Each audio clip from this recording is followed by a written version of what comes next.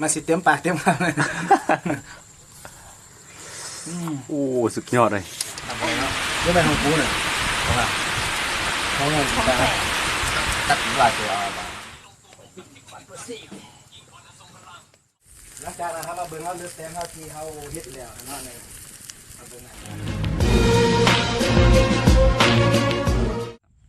กล่าวทักทายสบายดีทุกคนที่กำลังจะตามพักชมนอนยินดีต้อนรับเข้าสู่ซองอาคาน้อย วันนี้เรามาที่เมืองสิงห์เนาะแขวงหลวงลำธารทุกคนนี่ข้างหลังจะเป็นทุ่งนาเนาะคือเรามากินข้าวปลากันมากินข้าวปลาอยู่ทุ่งนาตอนนี้เรามาจะไปเบิ่งว่าทางทีมงานของเรากำลังเฮ็ดอาหารอยู่ก็คือเขาเฮ็ดเมนูอย่างเสาคูเลือดแปลงเป็ดเนาะตอนนี้เราจะเข้าไปในเรือนแล้วก็จะมากินอยู่เที่ยงนาน้อยนี่แหละข้างหลังเขาเนี่ยเนาะโอเคตากล้องของเขาก็คือสาวคู่ บังเอิญมาเจอกันเนาะจุดประสงค์มาอย่างก็คือเขาที่จริงเขาสิไปอุดมไซกันแต่ว่าไม่ได้ไปเนาะเพราะว่าพอดีเขาเอารถมาที่นี่นะเลยว่า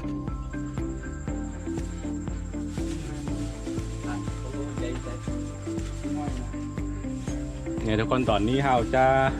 เฮ็ดเลือดแปลงเป็ดเนาะตัวนี้ก็คั่วสุกแล้วตัวนี้มันจะมีเป็นอย่างลองเตยลองแนะนำมึงดูเนาะมันเขาจะมีเครื่องปรุงมันมีบอสตัวนี้นะสำหรับตัวจะไปเฮ็ดเลือดแปลงเป็ดนะเอาซีนแล้วก็แป๊บแล้วก็ไตมันแล้วก็เอาในบนส่วนเอิกมันเนาะเอาที่เลือดแปลงส่วนหลักก็เอาตัวเครื่องในมันแล้วก็เอาตัวเนื้อสดๆเนาะแม่นละตัดนิดนึงแล้วก็นั้นแล้วก็หลังจากนั้นเราขั้นตอนต่อไปเป็นให้ได้แล้วก็เดี๋ยวสิให้นี่ใส่กลิ่นของเขานี่แนะนำมีเฮ็ดช่อง YouTube คือกันเหมือนบ่ซองเบาเตยเขาซอยเบิ่งสิงเนาะอย่าลืมไปติดตามเนาะ FC อาคาหน่อยนะเบาเตยเขาซอยเบิ่งสิงเนาะสิขึ้นหน้าจอให้เนาะทุกคนเบาเตยเขาซอยเบิ่งสิงนี่โอเคตอนนี้เราไปเนาะจังหน่อยสิพาไปเบิ่งขั้นตอนการเฮ็ดเลือดแปลงเนาะโอเคเดี๋ยวขั้นตอนการเฮ็ดเนาะแต่ละขั้นตอนเดี๋ยวสิให้ทุกคนได้เบิ่งกัน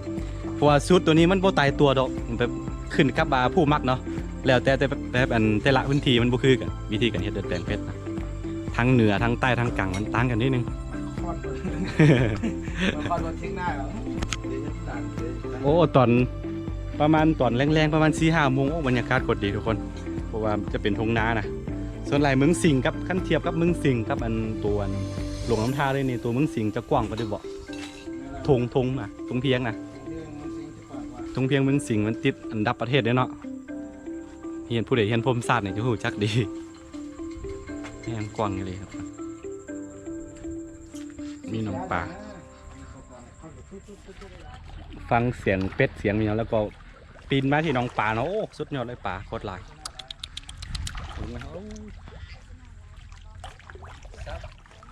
สัตว์ที่เจ้าลงถึง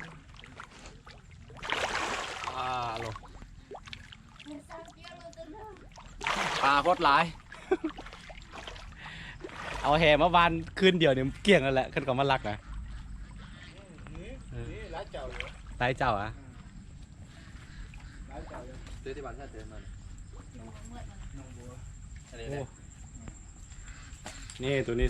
เขาเสียดเมนูเมียตัวนี้อันนี้ปิ้งเป็ดเนาะสำหรับตัวนี้เขาจะปิ้งเอาเนาะปิ้งเป็ดสมุนไพรปิ้งเป็ดสมุนไพรนี่มันจะมีคาแล้วก็สีไข่โอ้มีน้ำหวานพร้อมน้ำหวานโฆษณาให้เขาก่อนอื่นก็เอาจับจอบเอาจับกองกันมาน้ำหวานเจ้น้ำหวานอะไรนะอันนี้มอมถนัดแดกเมืองลาวเด้อเอาอาคารหน่อยเอาก่อนขอบใจ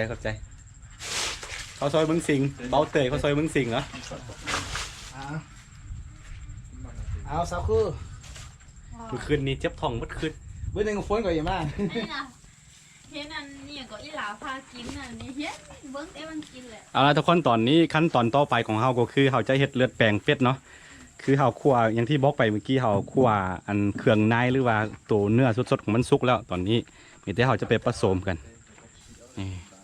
เลือดสดๆเลือดแปลงเป็ดโอ้สดกว่านี้บ่มีอีกแล้วพี่น้องเอ้ยนี่แล้วก็สุดยอดอันนี้เป็นเครื่องในแล้วก็ตัวเนื้อหน้าอกมันเต้เนื้อหน้าอกสดคือกันนะนี่แต่ว่าตัวนี้สุกแล้วเด้อมีแต่ตัวดิบนี่จะเป็นแต่เลือดนี่เนาะนี่ก็เป็นวัฒนธรรมการกินอีกแบบหนึ่งของคนลาวเขาคนลาวก็กินคนอีสานก็กินคือกันนั่นเท่านี้เนาะคนลาวแหละอีสานก็ อันนี้มีแบบส่วนผสมเป็นอย่างนี้มีอย่างอธิบายหนึง มันส่วนผสมของมันเนาะเลือดแป้งไหนมันจะมีทำอิฐมันก็ต้องมีอันตอนทำอิฐมันก็ต้องมีเนาะ ตัวนี้เนาะ เครื่องในของเป็ดแล้วก็แล้วกับส่วนของมัน คั่วไปคั่วให้มันสุกก่อน เอาไปขัวมันสุกหรือว่าบางคนบ่มักสุกเป็นได้ก็ได้ ธรรมดาเนาะแล้วก็ป้าให้มันเย็นๆก่อนเนาะ หลังจากป้ามันเย็นแล้วเครื่องปรุงมันเนาะเครื่องหอมมันจะมี อัน มะเพชรแล้วก็ เผ็ด ผักหอม ผักเทียม หัวผักเทียมเนาะแล้วก็เมื่อละทำนี่แหละ แล้วก็ขั้นตอนต่อไปก็คือ ขั้นตอนต่อไปเนาะเขาจะเอาเลือดเนาะนี่นะเลือดมัน จะเอาเลือดสดๆตัวนี้ไป มาปรุงเนาะประมาณเลือดหนึ่งกับน้ำสองเนาะ คือเลือด1กับน้ำ2แปลว่า1 ส่วน 1/2 คือต้องเอาอัน เลือดนั่นประมาณ1 1เนาะ 1 สมมุติว่า บวง สมมุติว่าเลือดนี่1บวงนี่ต้องเอาน้ำ2บวงเนาะ แม่ละ แปลว่า1 ต่อ 2ต่อไปก็คือเขาสิไปผสมกันเลย หนาวว่าสั่ง นี่เนาะเลือ สดๆเด้อ พอใส่เลยนะ นี่มื้อวานนี่บ่ฮู้สิเฮ็ดกินมื้อวานเนาะมื้อซื้อน่ะ วาน มื้อวานนี่ เลือดทอด บอ ใส่ กอ แล้ว ย่า ก็ บู้เย็นเลย นี่เนาะน้ำเนาะนี่หนึ่ง น้ำหนึ่ง แล้วก็ สอง 2โอเค 1/2เด้อทุกคนเด้อ แล้วจากนั้นเอาโคนหน่อยหนึง คนนิดนึงแล้วก็ เพราะว่าให้มันหนำกับอันเลือดมันเข้ากัน โอเค แล้วก็ตามหัวหอม นี่ง่ายๆแบบสไตล์ของคนเราเด้อทีนี้เด้อ นี่เนาะ แต่ว่าสูตรตัวนี้มันบ่ตายตัวเนาะ นั่นแหละ แต่ว่าผู้มัก บางคนมันคันว่ามากแล้วก็มันบางคนเราจะบ่ใส่หัวหอมแบบนี้ อ๋อ จะแบบว่าจะให้มันกระดาษมันด่างแล้วเขาจะหวานสิถึงเนาะบางคน เดี๋ยวทุกคน แล้วหลังจากเขาใส่หัวหอมผักหอมไปแล้วก็เขาป้าไว้เนาะจักหน่อยประมาณ2 นาทีมันจะกลับแล้ว โอเค หลังจากที่เราเอาเลือดไปผสมกับเนื้อที่เราคั่วสุกแล้วก็เอาเครื่องหอมในอย่างเครื่องปรุงที่เราเกี่ยมไว้แล้วเนาะ นั่นแหละ ใส่เข้ากันให้หมดแล้วก็ปาไว้ประมาณทิ้งไว้ประมาณ3-4 นาทีหรือว่า 2 นาทีก็ดังแล้ว 2 นาทีแล้วก็มันเลือดตัวนี้มันจะก้ำเนาะจะก้ำแล้วก็มันกินได้เลยมันบ่ แม่นละ โอเคแต่ว่าสมมุติว่าเกิดเป็นนัวเป็นอย่างบ่พอเป็นอย่างสินะของ บ่มันบ่สามารถเติมได้ก่อนเฮาจะขวดนะเฮามัน เอาซิมก่อนแล้วเนาะ เฮาซิมแล้วเรากล้าไว้แล้ว คือต้องซิมตัวเนื้อของมันก่อนเนาะเนื้อตัวเขาไปคั่วให้มันเนาะ แม่นละ ว่าสิมักเค็มทำได้ก็แล้วแต่เฮาเนาะ แม่น โอเคต่อไปก็คือป้าทิ้งไว้ประมาณ2 นาทีทุกคนแล้วก็ลองมาซิมเบิ่งเนาะโอเค แม่นแล้ว นี่อาหารสั้นดีของคนเราวเด้อเด้อ โดนกินนะบ่เป็นหยังโอเคเดี๋ยวเจอกัน2 นาที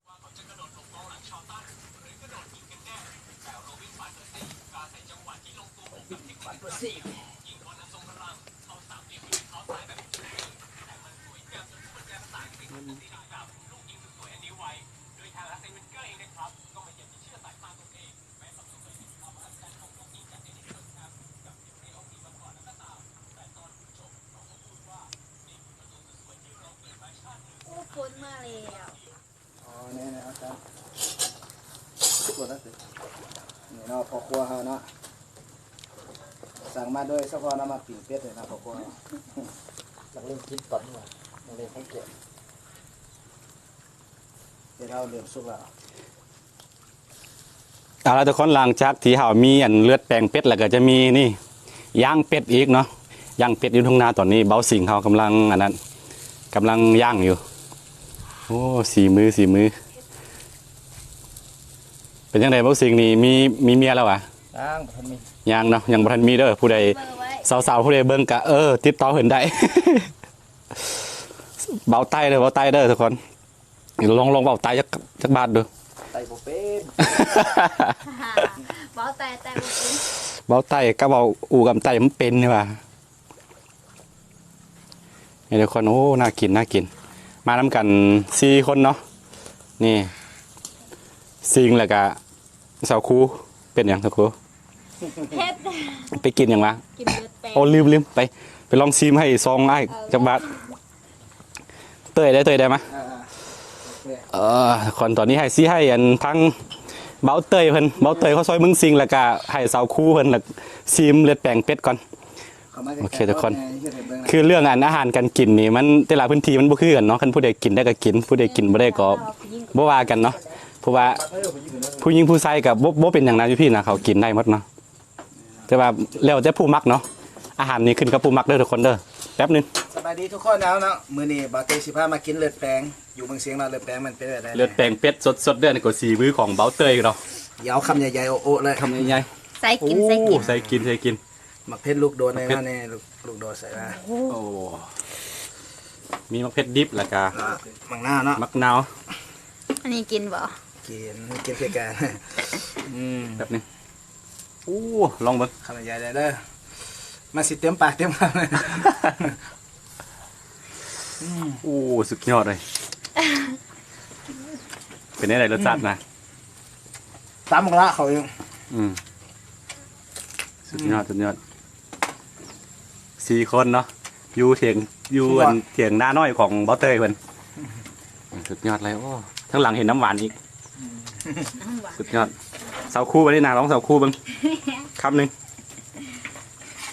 ว้าจ้ะบดามากเลยทุกคนเด้อผู้ใดกินได้ก็กินกับหมักเพชรอีกบ่แม่นเด้ บ่ ก็หอมมา หมักถั่ว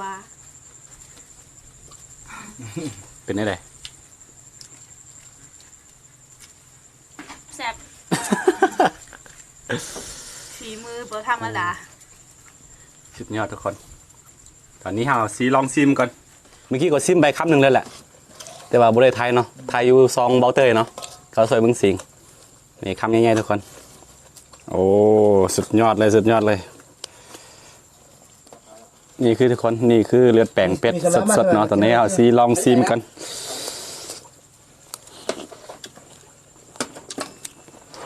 เอาว่าเจ้าดี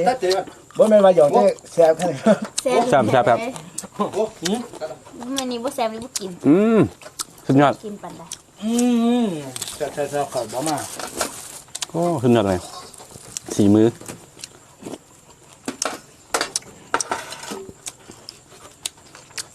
เจ้าคู่ก็กิน กินเลือดแปลง บ่เคยทายตัวนี้ เคยเห็นตอนไหนบ่ลืม ไปเห็นคำสีอ่ะวันไหนก๊อกด้วย อูแล้วสุว่าคุณเลย มีสาร อันน้องไส้อันครูสอนซ้ำเนี่ยบ่ โอ้ยมันก็รสชาติของมันก็จะหวานๆนิดนึงตัวนี้นี่คนเราจะหูจักดีเพราะว่ากลายเป็นสิ่ง สิ่งดีแล้วเนี่ยนะ เครื่องดื่มสั้นดีเวลามีงานมีอย่าง ตลอด เมื่อคืนนี่เจ็บท้องมดคืนหน่อย หรือภาษาอังกฤษ โอเคได้หลังจากนั้นครับมาเบิ่งเอาเลือดแตงเฮาที่เฮาเฮ็ดแล้วนะเนี่ยมาเบิ่งหน้าตามันเลยเลือดแตงอยากเอาสักหน่อยก็สิพาไปกินเบิ่งมันจะเป็นอะไรเนาะโอเค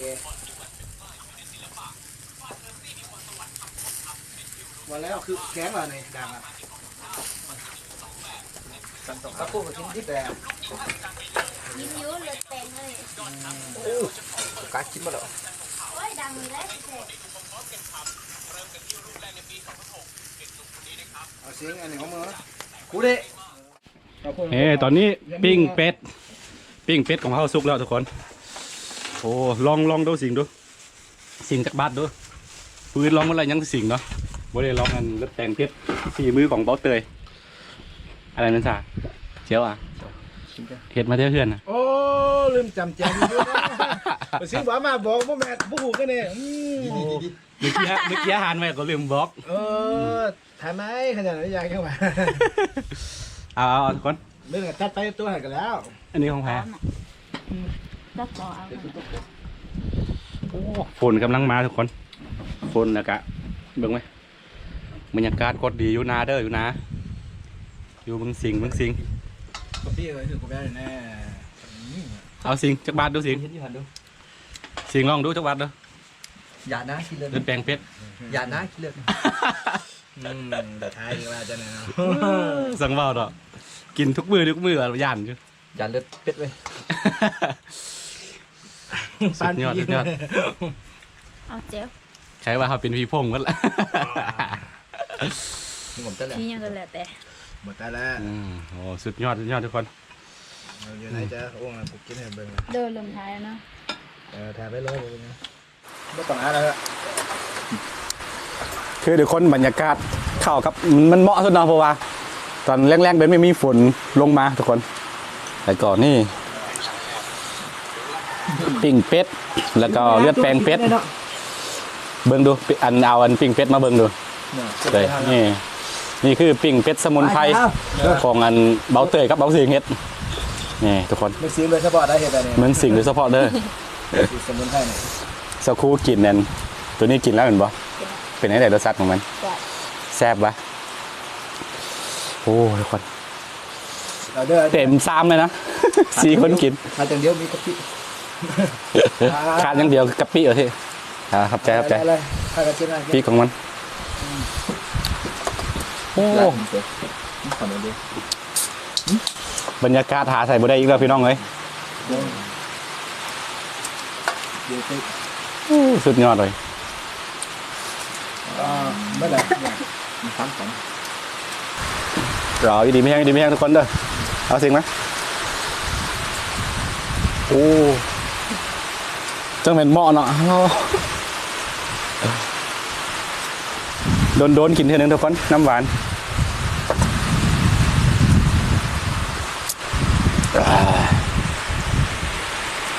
บรรยากาศแบบนี้หาอยู่ใส่บ่ได้เด้อมีแต่อยู่เมืองสิงห์ทุกคนข้าวก็กำลังงาม ตื่นแล้วผม งามฝน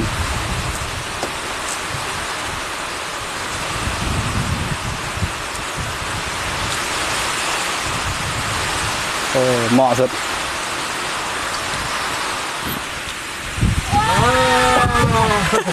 มีเรื่องมาเลยเดี๋ยวมันมาง่ายดีนะโอเคเนาะทำอะไรเนาะรู้ไหมของกูเนี่ยของเงินตัดหลายตัวอะไรบ้างเอาคำตอนใหญ่ๆอะไรก็ใช้กันมาเลยน